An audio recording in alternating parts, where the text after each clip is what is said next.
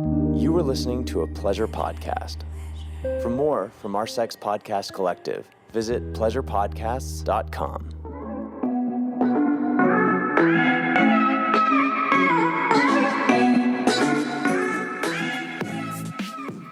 Happy Monday. Welcome back to the Horny Housewife. Oh, Jordan.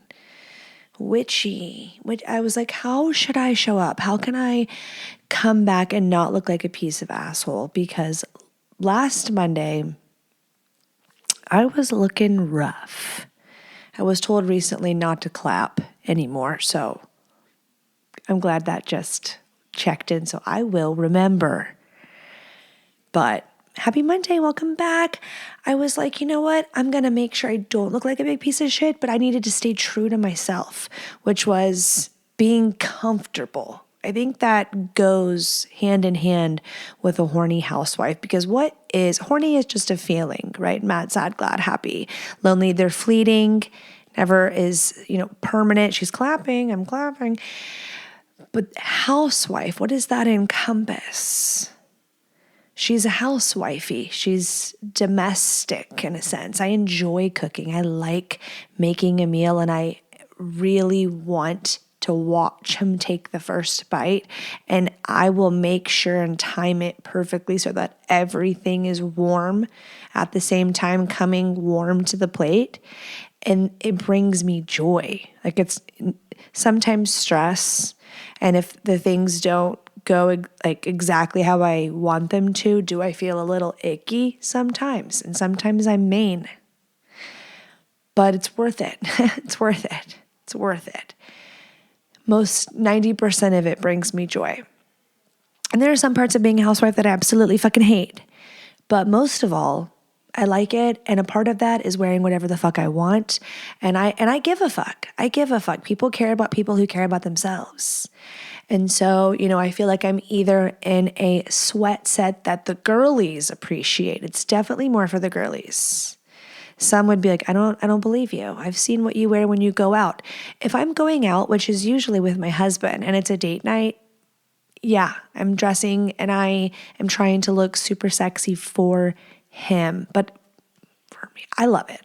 I'm loving it. I'm loving it. And, the baggy pants, that whole thing that's happening right now, that's not for the men. That's for us. And we love it. And we've even brainwashed some of y'all to thinking that they're so flattering and make us look so good because they make us look skinny. And I think there's nothing wrong with that.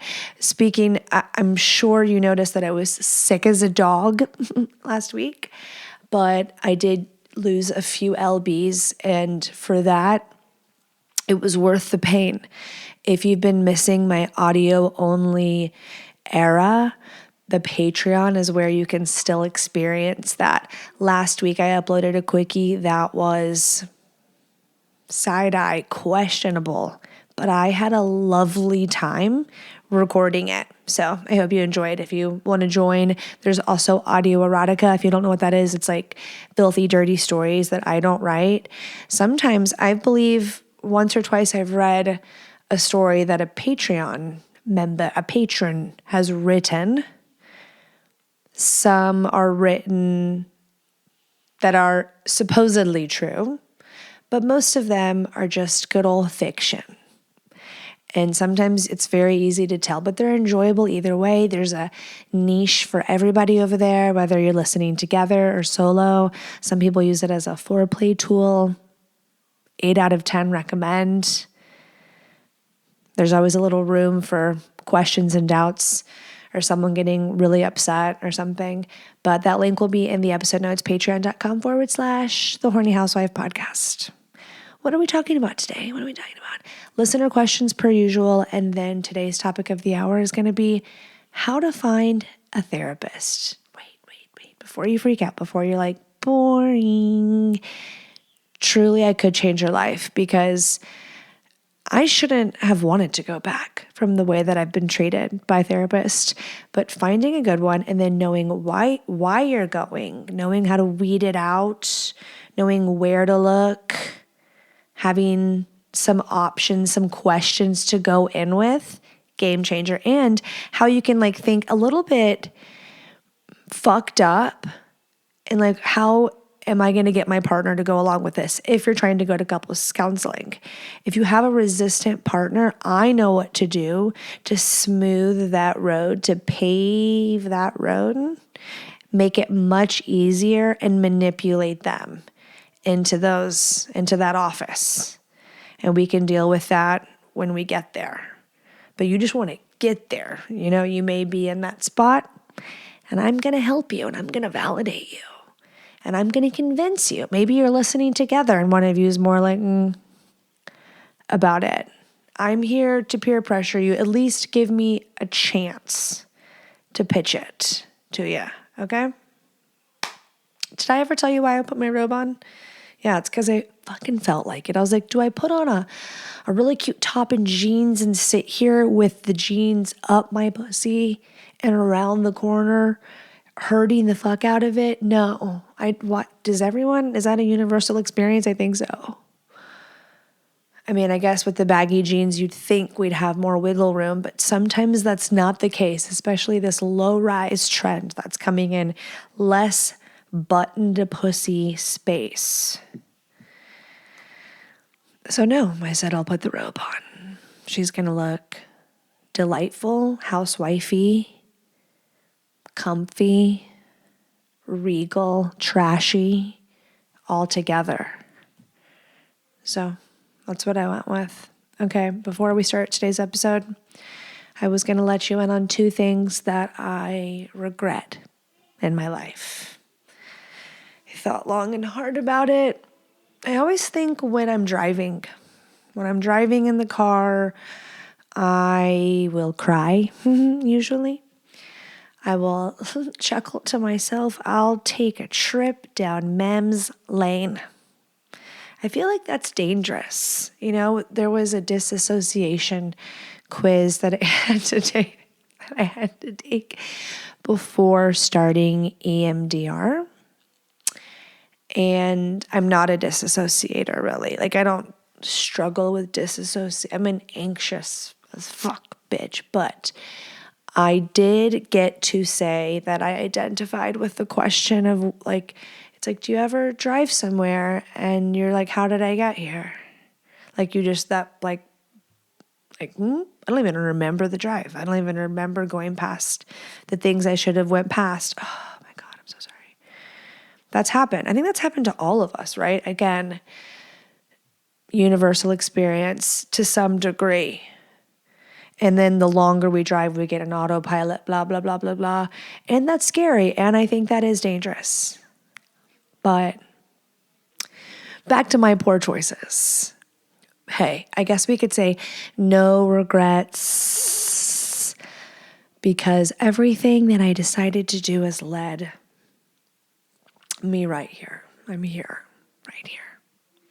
So no regrets, hashtag no regrets. But I think the first thing would be that I didn't finish college. You're like, is she using us as therapy? First thing would be didn't finish college because I've always wondered what I would have done had I really focused on making sure I made the grades at school. And because I had a shot going to a university and blew that, but I want to blame my parents. You know, I want to not take accountability. No, I take accountability, but I do think I was super sheltered, super sheltered. So, you know, any chance that I could be rebellious or fuck around and find out, because boy, did I want to. When I went to college, and there's no like, you can go wherever you want to go. You can come back whenever you want to come back. You can go here. You don't have to go to class. When I had all these choices in front of me, I didn't always make the right one. You know, you live and you learn. And I think I had the type of mom that was like, okay, reel her back in. Like, let's figure this out. But it was like always like back in, which I can understand from like a mother's love point of view, fear, right? But what did that really do? Probably didn't help me. But hey, I'm alive and standing today. And I think if she was here, I often weep because she is no longer here. And I would just be so interested. I wish she could have seen the other side. You know what I mean? She got me as a mom, which is like the best version of me, I guess, but it seems to get better and better. I look back and like being a new mom and being like, if I had a baby now, I feel like I would do certain things differently. I think that's everyone, right? The oldest child is like the guinea pig, and we just get fucked up a little bit, and then the next kid gets a better experience. They like ruled out all the things that didn't work, caused damage, weren't helpful whatsoever, and they get better and better and better, or it seems like it, you know? What was the point of that? Oh yeah, maybe I thought if I finished college that I would have had different job experience, not struggle as much as I struggled. Like maybe it would have given me another sort of identity to like find myself in, or I could have a crisis while being something else that I wasn't supposed to be, because I could see how that's not my personality whatsoever. And I would always be a creative. Like I knew I wouldn't be 9-to-5 rat racing. Never, ever thought that. But I think there's so many cool experiences that come with the whole college experience. I only got a beginning taste and view of what's to come, and then didn't continue on that path. And then my other one was not actively trying to be a groupie for a short time of my life. I know the pendulum just swung, but I really feel, I lived in Nashville for a little bit, and 22, 23. So those were years I would have been like actively in college if I was. So these are like an oxymoron. They wouldn't have existed, like different universes. But I think I would have been able to do this one better. Probably better.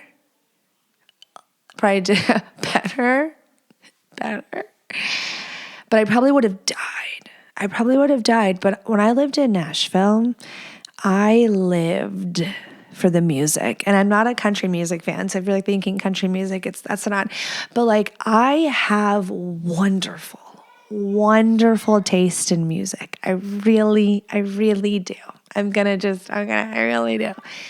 And when something about live music, the live music experience in Nashville, Tennessee is one of a kind. And maybe if you know, you fucking know. And maybe it was like the year, I'm sure I just sound like an old fuck being like, well, when I lived there in 2000, I don't know. I think the downtown scene was just, at the time, the fact that bars were open until 6 a.m. wasn't helpful. Like the waiting tables, I moved there knowing no one, didn't know a soul. My dad and my brother got a U-Haul, hooked up my convertible Beetle to the back of the U-Haul with all of my shit in it, drove me down there to a place rented sight unseen, downtown Nashville, like downtown Music Row, right fucking there. You live in the party. I lived in the party. My mom did not know that she put me in the party. She regretted that the rest of her life. I put them through fucking hell. I can't even imagine not being able to get hold of my kid, knowing that my kid is putting a bunch of shit up her fucking nose and being a wild bitch and going out, and she's single and she doesn't have a boyfriend and she's not afraid to do anything and she's not afraid to talk to anybody, and scary shit. I'm alive for some reason. The situations that I put myself in were so unbelievably dangerous. I definitely will write a book one day.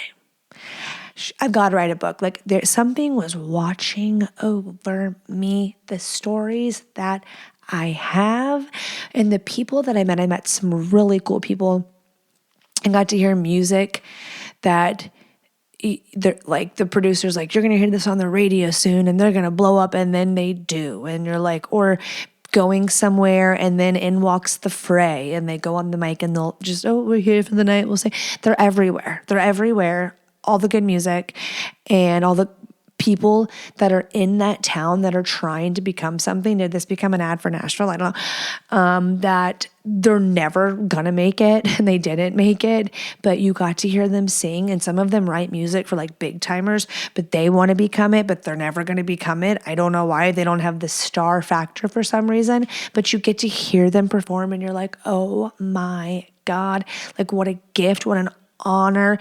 And I just wish that I just would have been able to be a groupie. I would have been able to be a Band-Aid.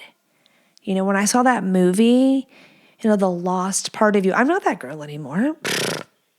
Someone's like, going to be a groupie right now and you'll take a 6-week break if Derek let you and you got all, no, absolutely. If I was a single mom, I wouldn't want to be a groupie because the mom part, you know?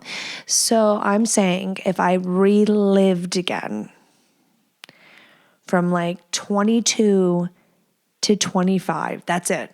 No more. I mean, you could die in that time. Maybe 22 from just 1 year, 22. Just 22 years old on the tour bus. On the tour bus. The best music with the best openers. Okay. So what do you regret? Let's make everyone fantasize and hate their spouses for a second. Just kidding. Because that's the thing. Really? Well, we're not redoing it, but it all led to here. And that's beautiful. That's beautiful. And I am grateful that I wasn't, you know, walking down. I just heard of someone getting married at like, she just had her first baby at 20 and they got married at 19. And I'm like, she's a child bride. But I have to remember that just because that's my opinion of a way to live that I feel like I can't imagine or don't want to push or be like promote like that for whatever reasons. There are other people that completely disagree with me that have found joy and security and peace. And why? I try. Okay, she silenced it. Peace and joy. And they find their truth in that truth, like that's their truth, and they're living that truth, and they're just that's their world, and that's what they pick and choose to be intentional about, and they find that very rewarding. Then I'm happy for them. You know, I posted a little meme. It was like we listen and we listen and we don't judge, and then the Barbie's face was like, because that is me. But I do know what projection means. I do know that I'm such a judgmental cunt because in my head, like that is how I like view myself. You know, the things I'm afraid of or like I'm afraid are in me. You know, I can see that it's not just all outside of me, that it all starts right in here. Okay, you're like, can we go on? Can we go forward? We can go forward. We can go forward. Time for listener question. Let's be honest. No matter how much we want to be in the mood, sometimes our body and our minds are not on the same page, and it fucks everything up. And you know. Today's episode is sponsored by Via Hemp, the brand behind the best THC Libido gummy on the market, the OG, okay? And the High Love strain, by the way, by them, was originally created as a limited edition Valentine's Day release. And it was such a massive hit. Truly, it was a head turner for me because I was like, what? When I tried them. And I was like, these are fucking amazing. The whole Libido gummy thing and then adding a little dose of THC, like yes, they have a gummy for everything, by the way. THC free or with THC, Zen, sleep, focus, flow state, all of it, okay? But back to these, they were such a hit. They made it a permanent part of their lineup. For the last 2 years, it's helped so many couples, so many adults enhance their intimacy, heighten pleasure, and feel more connected than ever. It like genuinely made my pussy had a heartbeat. just to let you know. High Love is crafted with a powerful blend of cannabinoids and time-tested aphrodisiac herbs to bring you an experience like no other. With, pardon my pronunciation, Damiania leaf for passion, maca root, I know about one, for energy, and horny goatweed. This formula is designed to increase blood flow, awaken your senses, and help you fully embrace the moment. Whether you're looking to ignite chemistry with a partner or indulge in unforgettable self-care, this is the gummy that delivers. Via is known, and like I'm a Via girly pop, is known for their award-winning THC and THC-free gummies, premium THCA flower, soothing topicals, and calming drops, all made with the best ingredients, organic, lab-tested hemp from trusted, independent American farms. And the best part, Via legally ships nationwide, discreet, direct to your door, no medical card required, and backed with a worry-free guarantee. So if you are 21 and up, treat yourself to 15% off and get a free gift with your first order using Mommy's exclusive code HOUSEWIFE at viahemp.com. Plus, enjoy free shipping on orders over $100. That's VIIAHEMP.com. That link will be in the episode notes. That makes it really easy. Just click or go to viahemp.com and use code HOUSEWIFE.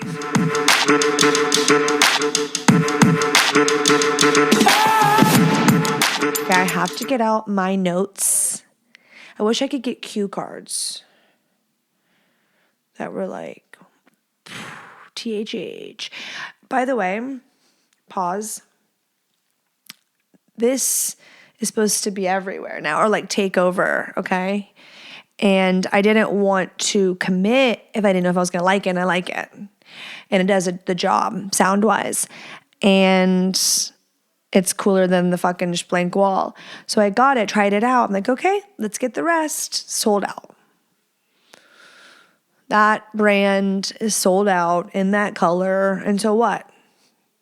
Do I get another color and settle? No, I'm going to wait and figure it out. But I was pissed. Question number 1.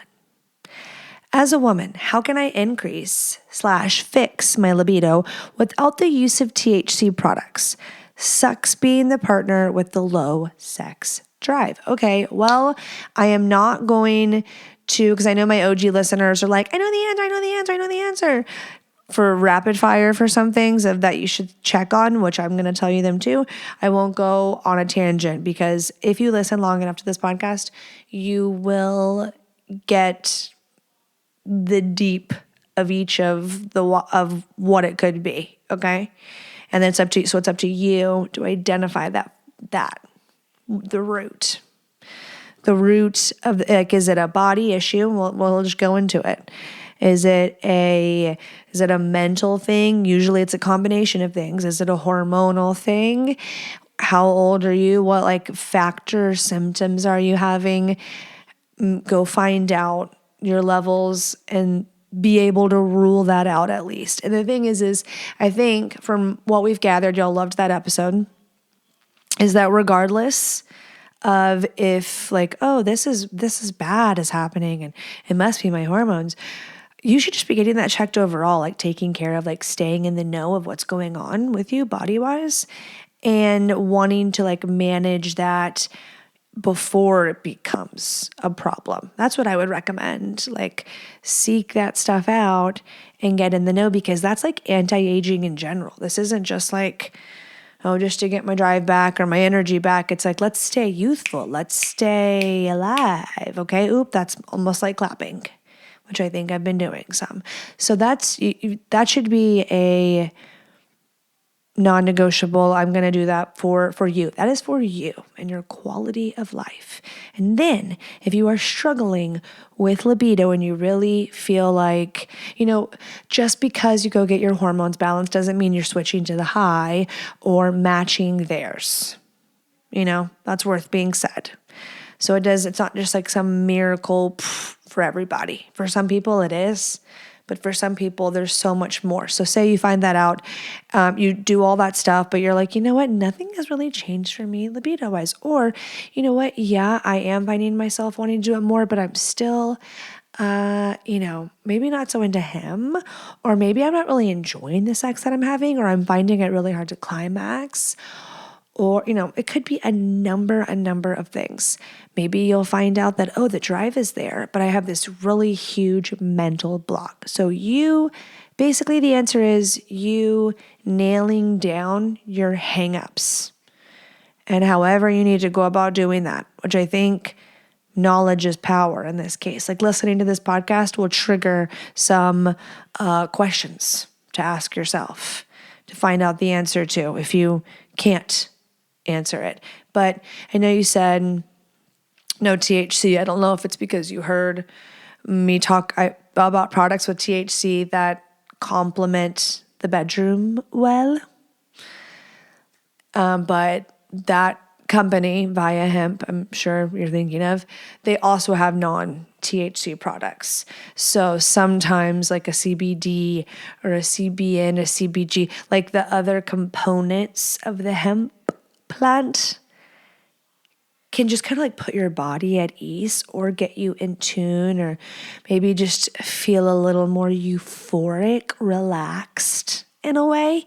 And that can help. For some people, they don't have that. Maybe the reason you're saying that is you're like, you know what? That doesn't go over well for me. I hate saying this because some people, they're like, that's what I don't want to hear. Or when I did that Marcella Hill interview, she's like, when the doctor's like, have a glass of wine, it felt condescending and dismissive of the issues that were really going on. But if you feel like it is a simple, you know what, I am so fucking in my head, and a glass of wine is something that kind of helps you take the edge off, so be it. No judgment whatsoever. Maybe it is your atmosphere. Maybe it's having a couple hours to yourself. Maybe it's a hot bath and getting the blood flow going. Truly use it or lose it. Stay active and like warming yourself up down there. Anywhere, actually. I think that's very sensual and erotic and helps you get in and like affirm getting in that headspace, if that makes sense. You have to be intentional if it's not coming naturally. And I would say for lots and lots of people, me, you at home listening, it doesn't always come naturally. It doesn't. More oftentimes than not, there is always a sprinkle of intentionality. There's a spectrum of like, how intentional do I have to be in this scenario? And like, I don't know why you wouldn't, or like, you can have a perspective of that and be like a Debbie Downer and be like, oh man, I wish, I miss. And you know what? Okay, like we can acknowledge that, but like, what are you going to do about it? What are you going to do about it? What can you do about it? What are you in control of? There's no going back. So you're going to like have a crisis and pretend and try and I don't know. Or are you going to be like, okay, what can I do? What am I in control of? And what's productive? Because there's lots of things you can do. And some of them could be destructive and counterproductive. And some could be really serve you. Serve yourself, serve your relationship, serve your kids, because your kids see this shit. They see, how you cope. Unfortunately, they see what you choose to do. And if you need to like mommy needs to take 18 breaths, be right back, I know, like, I always worry. I'm like, well, he's going to see me unhinged. But it's like how they see you handle when life throws you curveballs, or you're not in control of something, or something pisses you the fuck off, or the inevitable conflict in relationships and getting older and getting triggered. But yeah, I just wanted to validate you before we sailed off into the next question. It does suck being the lower drive one for lots of reasons, like it sucks being the higher drive. I can't speak for you, don't want to try, but I can imagine, like, I know how the higher drive, we feel like the person that has the lower drive holds the keys. Like, it's on their terms always. It's like they're kind of in charge, it feels like sometimes, if you get in that perspective, which I see that perspective.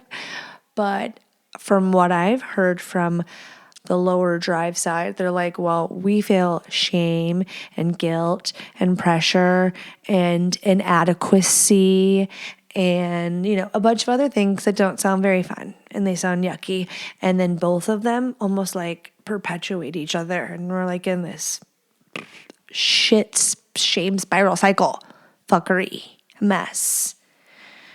So having some acceptance, but not like accepting defeat, because you have to know you're worthy of pleasure. So you should want, for your own sake, to be like, you know what, I wanna get off. I wanna have a sex life that I can refer to. I can know that exists. My heart and my head and my pussy. You're worthy of that. And then that'll also be really good for your marriage because your husband's going to love that shit. So reframing that it's not for them, like this obligation, this chore, and making it about like something you're doing for yourself, which at first could feel like a chore. But when something's fun, when you enjoy it, then it's not so much of a chore, it's more of an activity that you really like to partake in. But first, you're going to have to pinpoint some things. So, I believe in you. Okay, this next question is sponsored by Popstar, okay? And if you know what Popstar is, it's doctor-developed, formulated, enhancing loads, making them taste sweeter as well. Okay, we got a questione. Dear HH, horny housewife, how do I go about experimenting with semen play with my partner? Okay, semen play. Also, let's think like along the lines of like cum fetish. Is that what we're talking about? Cum play.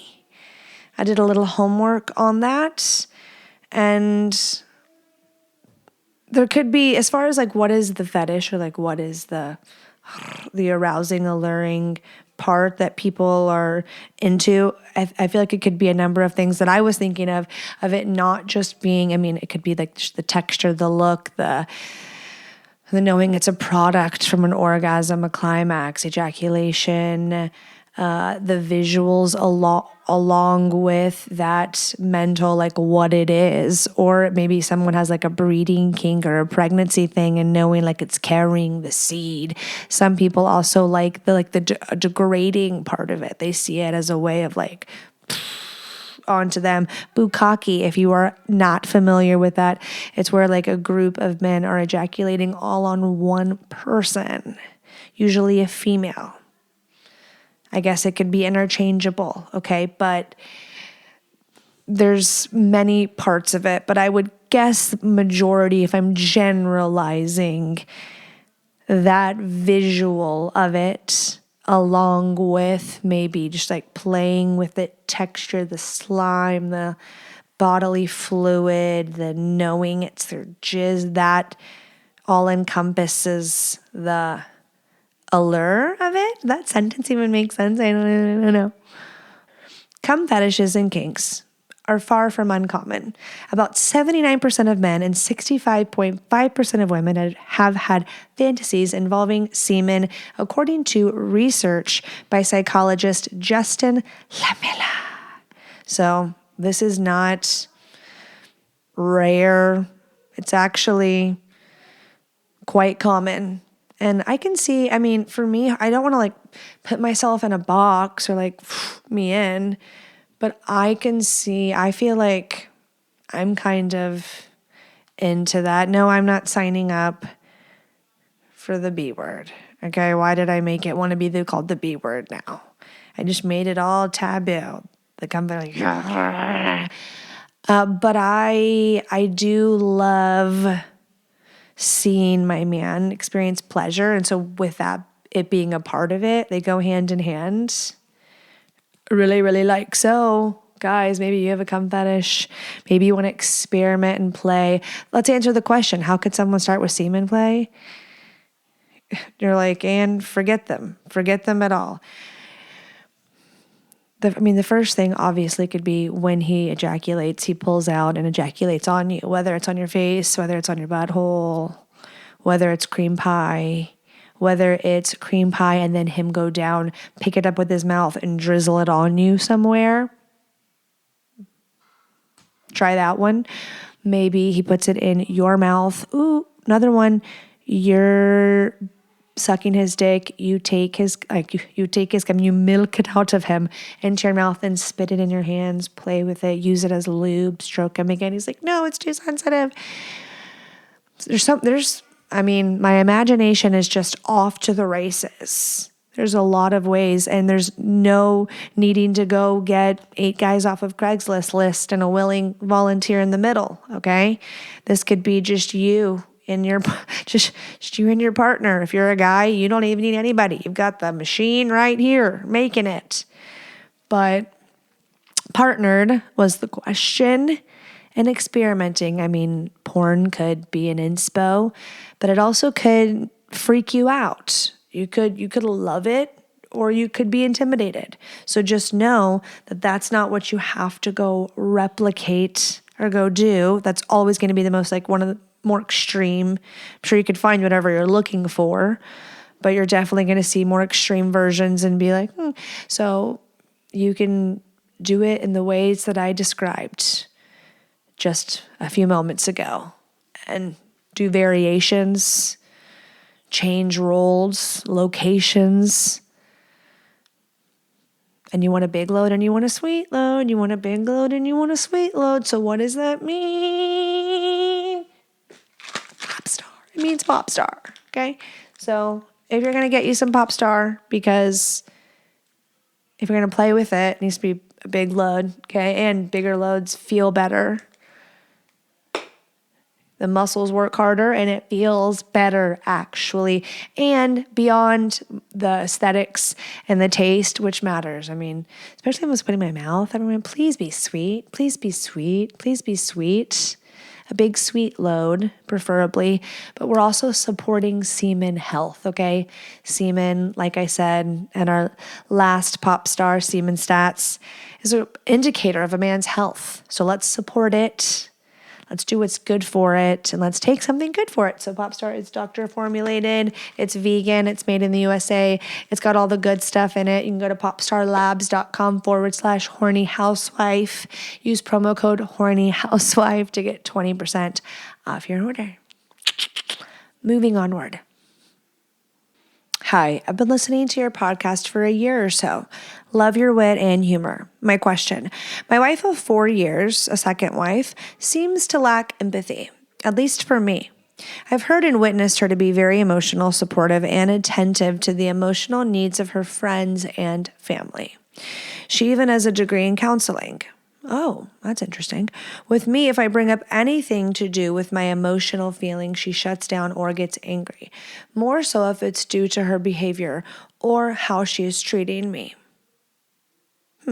If something is bothering me and I bring it to her attention, she generally either gets angry and diminishes or disagrees with my feelings, or I'm met with utter silence. No response. A couple of years ago, I had business setbacks and was near bankruptcy. I was at my lowest low, borderline suicidal, panic attacks, the whole 9 yards.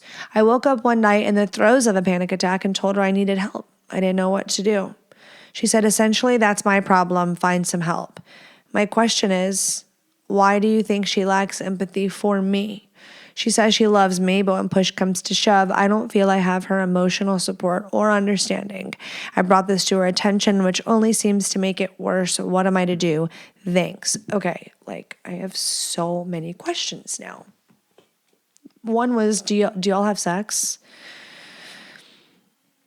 We need to follow up for this one because it's so interesting. And there could be other guys listening that are like, I kind of feel like I'm in the same boat a little bit. So I'm assuming that if that's the scenario, that there can't be meaningful intimacy happening. There can't be like meaningful connecting love making going on. I'm sure there's potential for like fucking to be happening, or using each other to get off, essentially. But there can't be like meaningful lovemaking if that is the status of like how you're showing up for each other. So I definitely, so I'm hearing your side, right? And I would totally need to hear her side, because there is her side. And I don't want to, like, me reading that, I immediately am thinking like, she a narcissist? Is she, you know what I mean? Like, I'm thinking all these things, but then I remind myself, like, there could be extremely valid reasons why she's like, fuck this dude, or you writing in. So I don't know if you did her dirty. I don't know if your head is, in the sand. I don't know if you have stopped dating her, pursuing her, loving her the way she wants to be loved. Like, I would bet that if she is not a narcissist, which there are lots of people that have like narcissistic tendencies or, personality traits, and the word narcissist just gets thrown around so much. I'm just throwing it. But like the people that are like actually they have narcissistic personality disorder, that is a much smaller number than the amount of people that like do things that are kind of narcissistic. You know what I'm saying? Codependent people are of like narcissistic traits. You know what I mean? They're not NPD. So, but I do know people that are 100% narcissistic, textbook, out of touch, unable to see how they impact another person.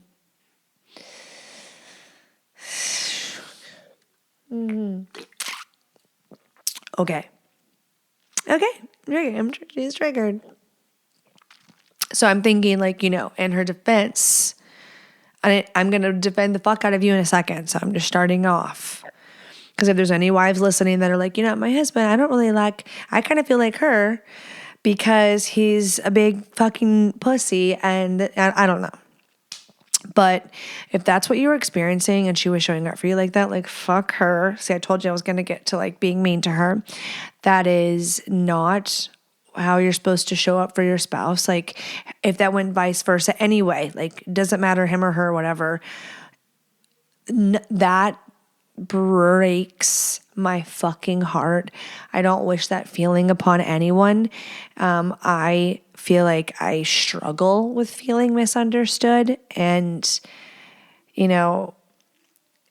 getting in a mindset of just feeling so not seen, so not heard, like just not understood at all. It's an extremely lonely, isolating, depressing feeling because it's like goes against what we as humans crave. And a lot of times what diffuses such intensity, such despair is being heard, is being fucking heard.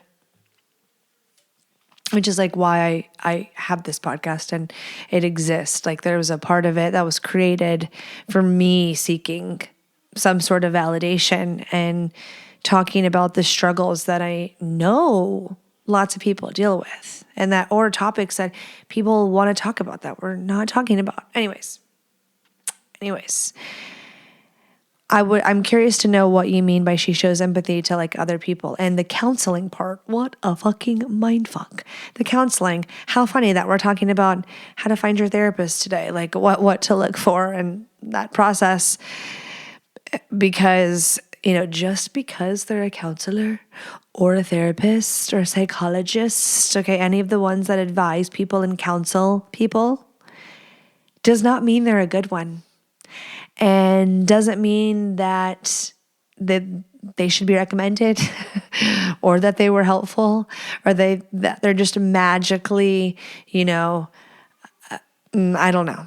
And on top of that, great therapists will tell you, even because I have one, that like it's their own things. Like they have to deal with the hurdle of like that's how their mind works, and like separating certain like, okay, that's when how I show up at work. I can't show up to like my friends and my significant other and like shrink them, you know what I mean? Or like overanalyze everything or talk to them like a client, or like there's got to be some separation. And then you also like lose yourself, like not lose yourself, but just because you know the answer or the great advice to give, like if you're like, okay, let's reframe this issue I'm having with my significant other, this conflict, and what would I tell them to do?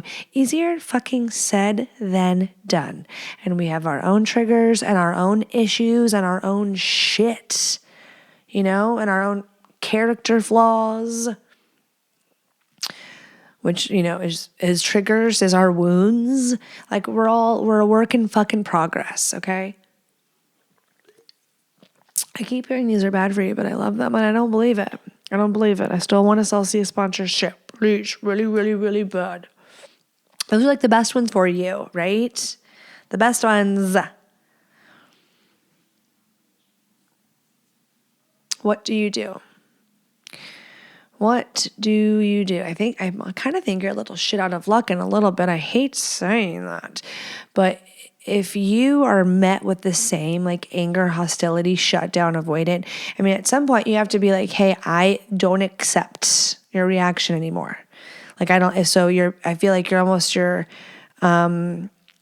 if you don't want to make this right, then you're accepting me saying I can't accept this anymore, then you're done with me. So if you're not done with me, if you want to be married to me, don't you think that we should like figure out what's going on? Because I really need to feel heard. I really, really, really desire to have this two-way conversation right now, so you can understand where I'm coming from and how I feel, because I want to understand how you feel and why you feel the way you feel.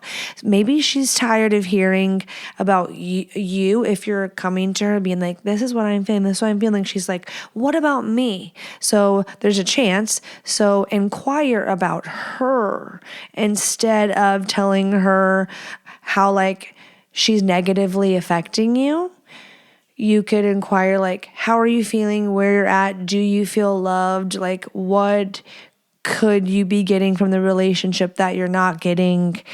Are you longing for anything? Are you wanting anything? Are you resenting me? Can we like, and if these are all like, yeah. If she's like, okay, well, why now? Better late than never. I mean, is it never? Say, do you never want us to do this? Like, I'm looking for something to change, and I don't think anything's going to change if we don't have this conversation and we don't have maybe some feelings hurt. Because I'm feeling like you give zero fucks and you're angry and you're like, fuck this guy. And maybe you are. And so I'd like to find out why so I can see if I got a chance in hell. That's what you should do. That's what you should say. That's what you do. Because you're not a mind reader.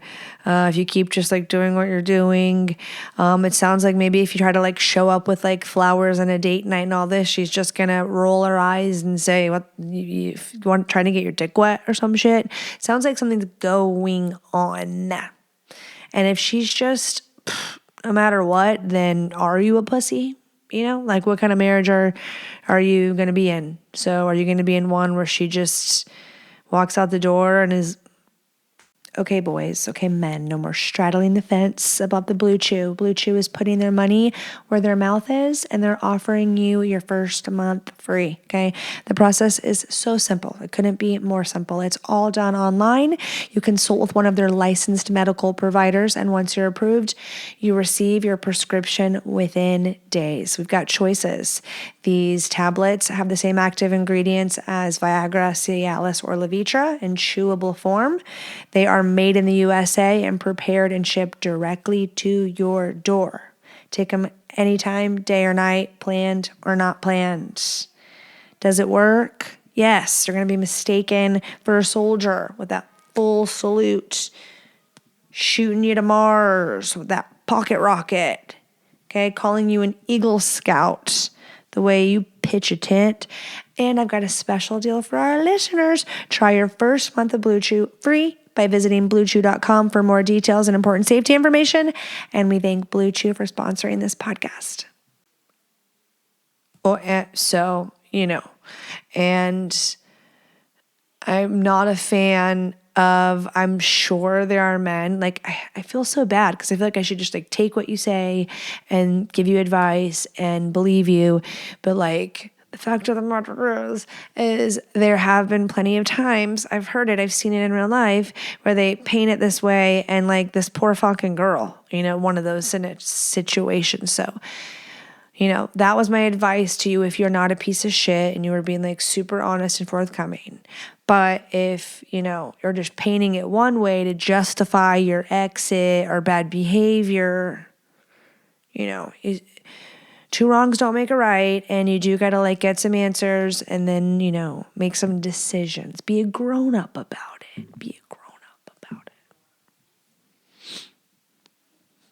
Okay. Last but not least, help. I always thought penis pump sounded scary, but now that I know it's not a hardcore toy, or is it, and it actually helps my man meat, I want to know more. Man meat. Okay, yeah, so I was in the same boat as you, me and my pee-pee pump. I don't have a penis, but I do have a podcast. And I have had to learn a lot about penis pumps. If you know, you know. So let me tell you what I know. I'll give you some tips and my referrals, okay? I've got data because I want to give you the facts. So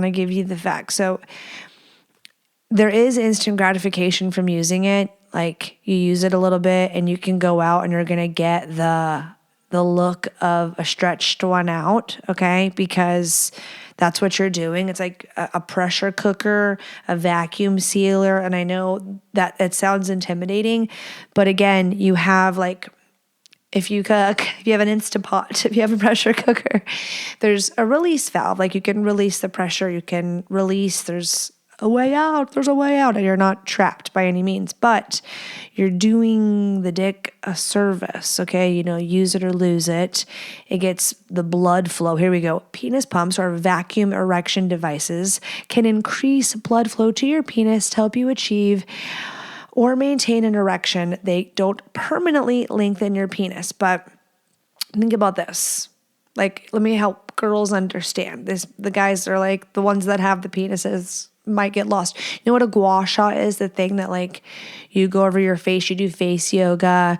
Think about working out, anything you do, those effects aren't permanent, but while I'm doing it, while I'm using the tool, while I get results, I see results. And when I do them habitually, I'm in my muscle memory, like I'm in shape, I look more snatched. My face, when I work out and lift weights, I stay toned.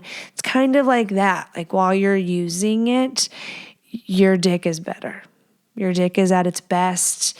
And I had someone write in recently, I should find it, where he was like, I've only been using it a couple weeks. I'm going off memory here, but my boners are definitely more rigid. Like, I've noticed that right off the bat. And so, right away you'll see, aesthetically an improvement. But after about 2 weeks of use, that's when you're really going to go. How do they work?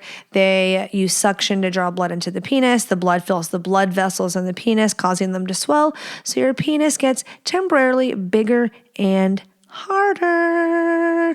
Okay, so which one do I recommend? Bathmate, which is intended to be used in water. The inclusion of water allowed maximal expansion of the penis without the negative side effects associated with the standard vacuum pump system. So the hydro pump, they have a couple different versions. If you go to bathmatedirect.com/horny housewife, it'll take you right there, automatically give you the discount, being my listener, 10% off, and we'll explain everything. I have all the FAQ. There's so many videos, like demonstration videos and tips from Bathmate themselves and outside articles about the Hydro Pump or the Hydro Pump Extreme. And while I don't know why you would have any qualm about using it in the water, I think it like gives you a perfect place to have this ritual in your shower time, your bath time, whatever. And there's so many like pros and benefits to it. If you are, just adamantly not wanting to use it in the water, you're able to not use it in the water. So for some, those benefits are more than enough. Using the pump is going to improve your sex life pretty much immediately. And then long term as well, maintaining an erection, getting more erections, more pleasurable orgasms. And like the girthier, longer, harder is, it feels very great for the receiving partner as well. If you're looking to maximize your penile health and increase your size, it does take a little longer. You'll keep the vacuum on for 3 to 5 minutes versus 2 minutes a day if you were just going for that instant gratification. 3 to 5 minutes before releasing the pressure and then recovering for a couple of minutes, build the pressure up again, follow the same routine, finishing it off with the third and final session. So we're being, more intentional, spending a little more time. While it might take a while to get there, we suggest, we being Bathmate, 15 minutes of Bathmate use a day to maximize your gains and keep them locked in, with the use of water creating a far more convenient and effective workout than other penis pumps. There is no need to use it in air, but like I said, you can. And there's so much science that backs how effective the Bathmate penis pumps are. They have made so many happy men and happy partners. So again, if you're shopping for one, you should check it out. The link will be in the episode description below. Bathmatedirect.com/horny housewife. And you can just click that and that'll automatically give you that 10% off. So go check it out. Lots of benefits. We're all adults now. So it's not just something like, oh, a penis pump. What's that? It's like, it's time. It's time. Mommy said it's time. Your pee-pee said it's time. Your body said it's time. And God bless her. She wants to get dick down. So I'm co-signing for her. I'm speaking on her behalf. She doesn't know. She doesn't know about penis pumps. She's not reading about penis pumps. She listens to this podcast. Now she knows. Now she knows. I'm helping women understand penis pumps. I'm destigmatizing the use of Viagra. Girls, everywhere used to get their feelings hurt. Like, oh, it's me. It's not you. It's not you. Let him take a little chew, okay? So I'm helping. I'm doing the Lord's work. Let him get a penis pump. Okay. Don't be the wimpy dimpy wiener that is like the little hose, the backyard hose that has the crinkle in it that's like, okay, don't be that wiener. You want to be the fire hose. You want a bigger load, okay? And you don't want it to taste like shit. And that's where Pop Star comes in. Okay, that's where the Pop Star comes in. A daily supplement that's doing all the right things for daddy's downstairs dick. Okay, so think this head, not this head. We are supporting sperm health. Okay, if you want to be the man with the king sperm, you want to have the healthy swimmers. Okay, that's sexy. Okay, that's sexy.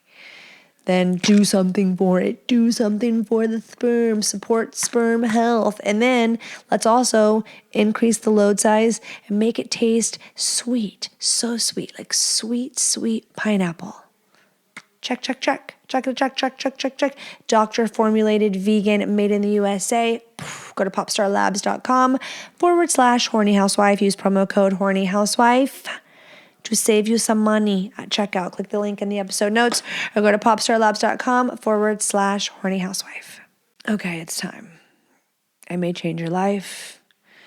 You may think you're about to get annoyed and get the little talk you didn't want to get, and we don't want to go to therapy, I don't want to go to therapy. I would hope it's not as bad as like going to the dentist or the doctor. I definitely don't think it's as bad. I know there are some people that maybe they see other people go and they're like, oh, they're like all brainwashed and into therapy. It's like, no, like, I guess you could, some people are like, oh, they're like therapy people. Well, I mean, I think that's called like personal development. And I get it. There's the people that are really extreme. I might have been one of them at one point, but hear me out. At least hear me out, because I shouldn't have been. And it's only because other routes didn't, like, I'm a go to therapy person. I'm not a go to church person. Okay. So, and I have and practice faith.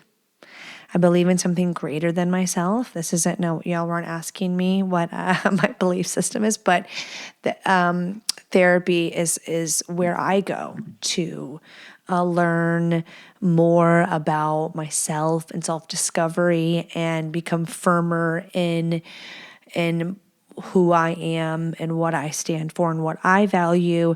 And then I'm able to be like introspective and reflective and check myself. It's kind of like just like where I have this moment to grow. And I think that's why a lot of people go to church, I guess. And they also go for fellowship. I guess you can go to a big group therapy meeting for that if you're looking for that, or have meaningful relationships, whatever it looks for you. That was just like one kind of stupid analogy that I made. But I definitely grew up with a talk about it mother, and we're going to talk about it and let's, analyze it. And sometimes I hate myself because I could be an over analyzer, that judgment part I was talking about.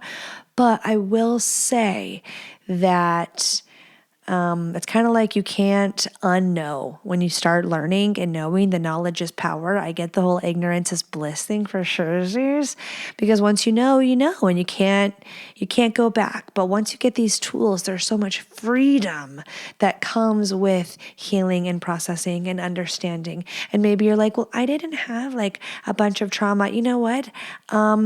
There's big T's and there's little T's, and I'm not over here trying to be like, I have this problem, and this comes from this.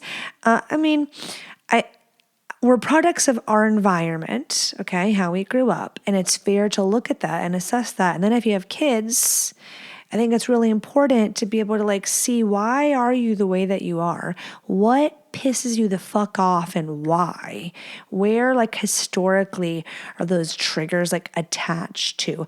And how can I show up like a better version of myself and not repeat all the bad shit that I didn't like, or stuff that I wanted and needed growing up that I didn't get emotionally? So like, I think that having kids humbles the fuck out of you. And it's these little mirrors sometimes, these little reminders of like, what kind of parent am I going to be? What kind of person am I going to be? And happy mommy is happy kids. Happy mommy, daddy, happy kids. They got to see you give a fuck about your own happiness and personal development and growth and what you want out of life and what you're going to settle for. What's your standard, okay?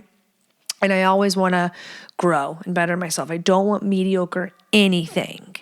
And so I think that going to therapy is a part of that. Whether feel like I'm thriving in life, life's great, you keep going. It's not like I just need to go because I'm getting a divorce, or I need to go because I'm struggling with drugs, or I need to go because I drink too much, or I need to go because I hate being married right now, or I'm losing my mind as a mom. Those are all good reasons to go too. Like, please go. But things can be going gravy and normal, just like normal, and like, oh yeah, this stuff happens and this is hard sometimes.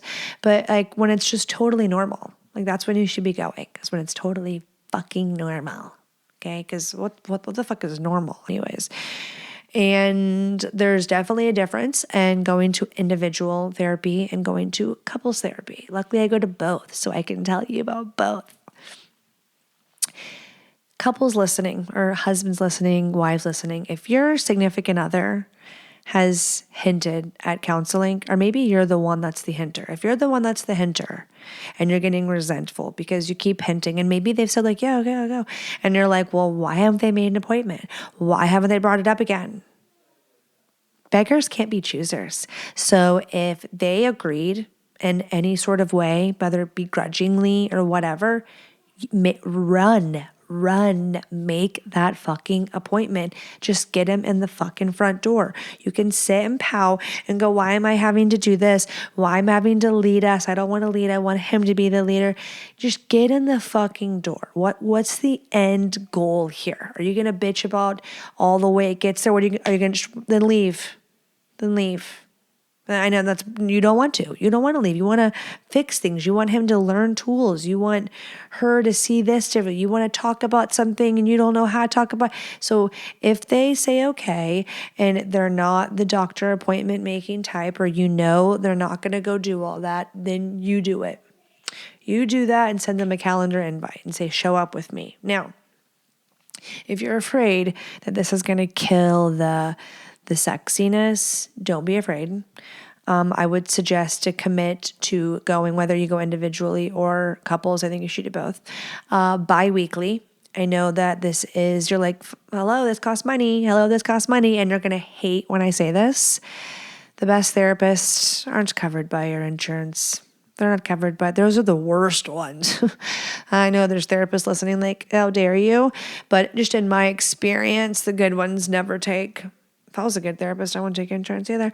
But yeah, they don't take it usually. So you're paying, minimum $120 an hour. I pay $140 for individual and I pay $200 for couples a session. And it's an investment and it's worth every penny.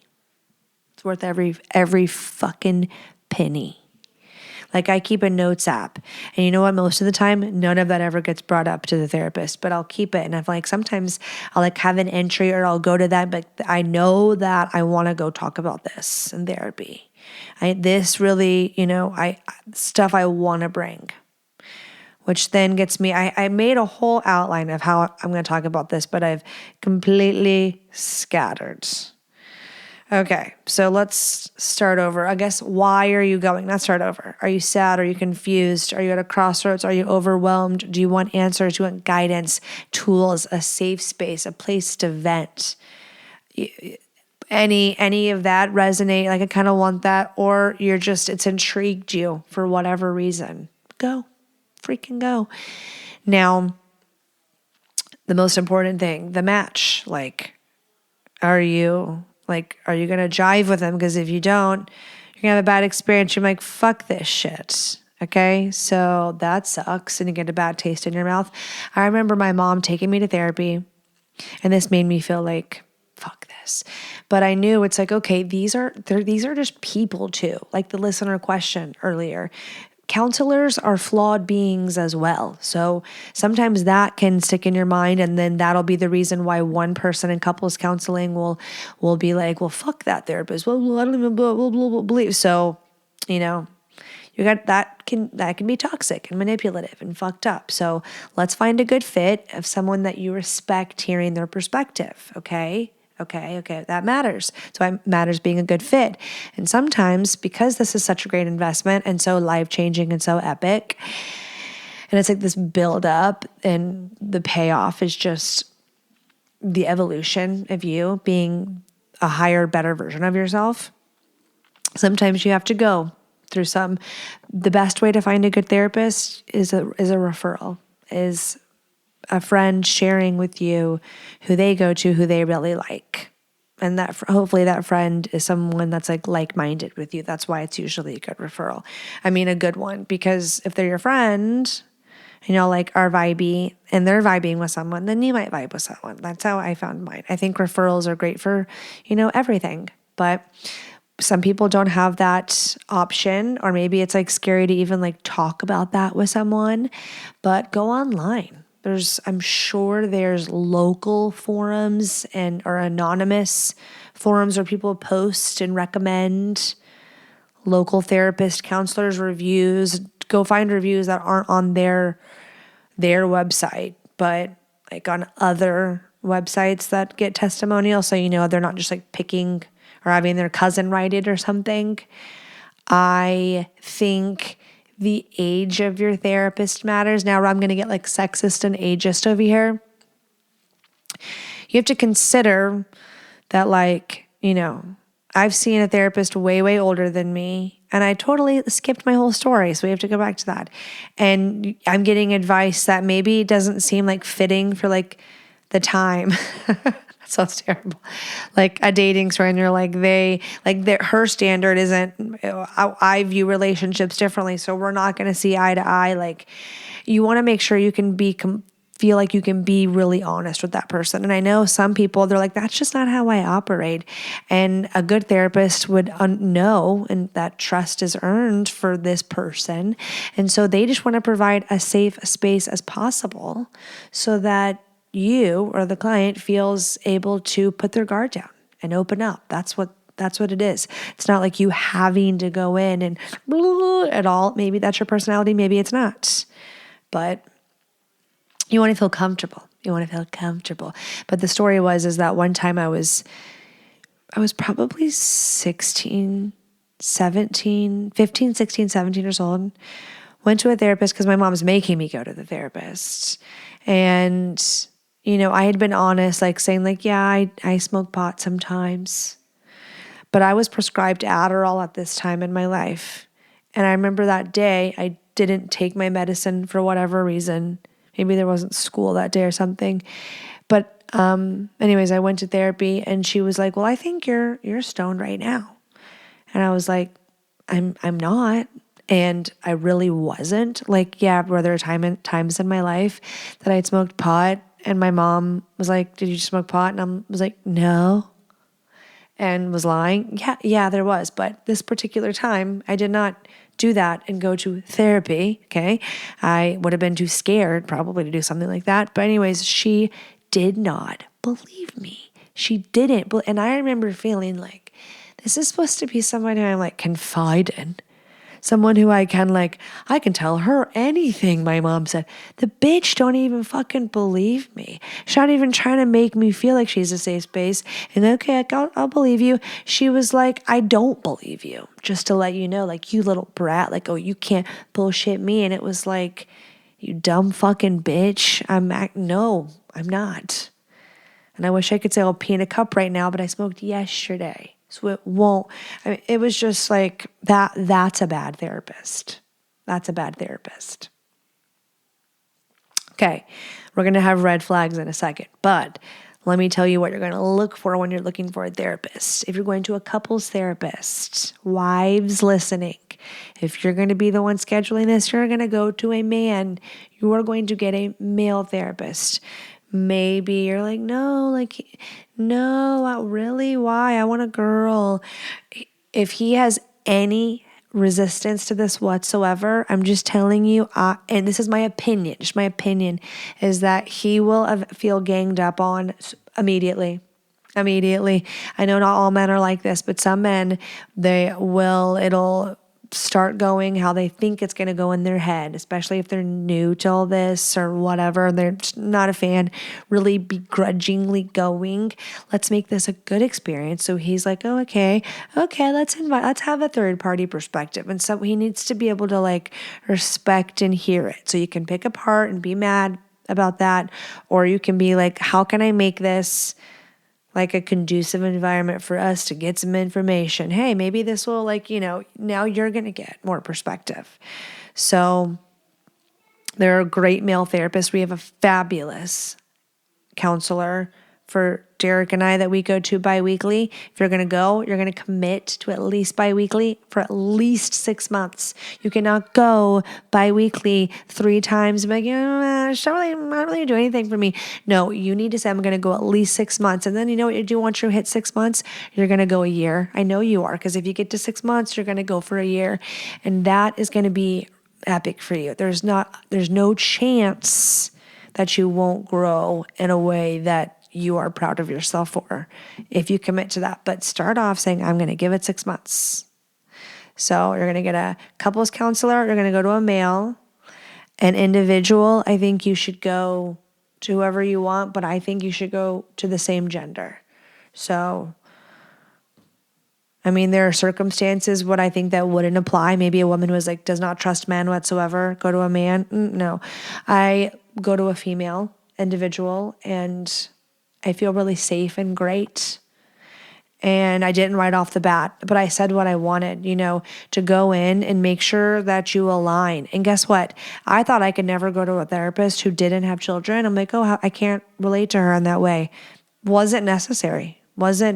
She's what, and she'll be the first one to be like, well, I don't have kids and that's not my specialty, but I read this book and like, blah, blah, blah. I went to this course about ADHD and, I just need transparency and being straight up. I appreciate more real talk and being aligned in our values and what we believe and making sure that it's a match in that way and how we communicate, and feeling like she can see me, understand me, read me, that mattered to me.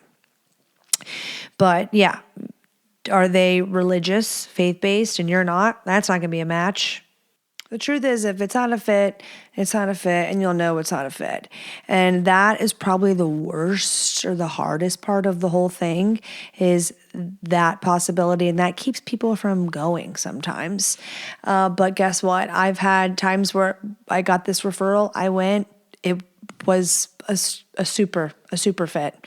And then when it's not a fit, sometimes that can be your own growing moment, a point where you have to like be like, you know what, this isn't a fit and I'm going to have to, go on elsewhere. And a real therapist, sometimes they'll say that, like they'll know it's not a fit. So they'll break up with you. And then people are like, I got broken up with by my therapist, so I never want to do this again.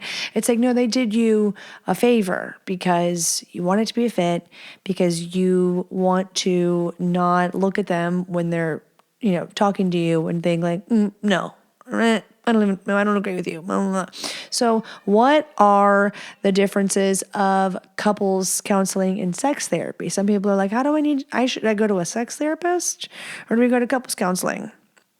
Sex therapy is for you if there are intimacy issues. If the issues you're having in your relationship, if it's like, like we're really great and everything, except when it comes to sex, or like the issues are in the bedroom, someone, sexual trauma is a part of someone's past in any form or fashion. Someone has a real big block up, the inability to have an orgasm in bed, or, it's a sex issue. Like, that is the department of that's where you'd go. And it doesn't even start about sex when people go. They're like, it actually starts way outside of the bedroom is where we start. And then we work our way to the sex part. But that's when I would go to sex therapy, individual or together.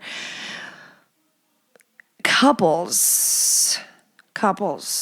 So that is, again, go in the good times, go in the bad times.